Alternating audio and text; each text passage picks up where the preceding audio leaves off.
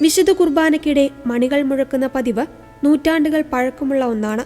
എന്നാൽ എന്തുകൊണ്ടാണ് വിശുദ്ധ കുർബാനയ്ക്കിടെ മണികൾ മുഴക്കുന്നത് എന്ന് നിങ്ങൾ ചിന്തിച്ചിട്ടുണ്ടോ? ഇതിന്റെ പിന്നിലെ ചരിത്രപരമായ കാരണങ്ങളെക്കുറിച്ച് ഫാദർ ഡ്വൈറ്റ് ലോങ്കർനെക്കർ പറയുന്നത് വളരെ രസകരമായ ഒരു ചരിത്രമാണ്. മധ്യകാലഘട്ടത്തിലെ ദേവാലയങ്ങളിലാണ് ഈ പാരമ്പര്യത്തിന്റെ തുടക്കം. അക്കാലത്ത് വലിയ കത്തീഡ്രലുകളിലും ദേവാലയങ്ങളിലും ഒരേ സമയം പല സ്ഥലങ്ങളിലായി വിശുദ്ധ കുർബാനകൾ അർപ്പിക്കാറുണ്ടായിരുന്നു. പള്ളിയിൽ പ്രാർത്ഥനയ്ക്കും മറ്റു കാര്യങ്ങൾക്കുമായി എത്തിയിരുന്ന വിശ്വാസികൾ പലപ്പോഴും അൾത്താരയിൽ നടക്കുന്ന പ്രധാനപ്പെട്ട കർമ്മങ്ങളിൽ ശ്രദ്ധ കേന്ദ്രീകരിക്കുവാൻ പ്രയാസപ്പെട്ടിരുന്നു. അന്നത്തെ കാലത്ത് പ്രധാന അൾത്താരയിൽ നിന്ന് മാറിയുള്ള ഭാഗങ്ങളിൽ സജ്ജീകരിച്ചിരുന്ന പ്രത്യേക ചാപ്പലുകളിൽ വൈദികർ ദിവസവും കുർബാന അർപ്പിച്ചിരുന്നു.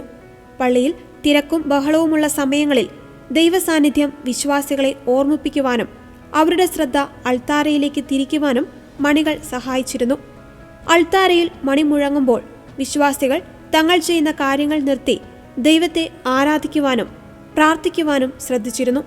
ഇന്നത്തെ കാലത്ത് സാഹചര്യങ്ങൾ മാറിയെങ്കിലും വിശുദ്ധ കുർബാനയിലെ നിർണായക നിമിഷങ്ങളിൽ വിശ്വാസികളുടെ ശ്രദ്ധ കേന്ദ്രീകരിക്കുവാനും ദൈവസാന്നിധ്യത്തെ ഓർമ്മിപ്പിക്കുവാനും ഈ മണിനാദം സഹായിക്കുന്നു.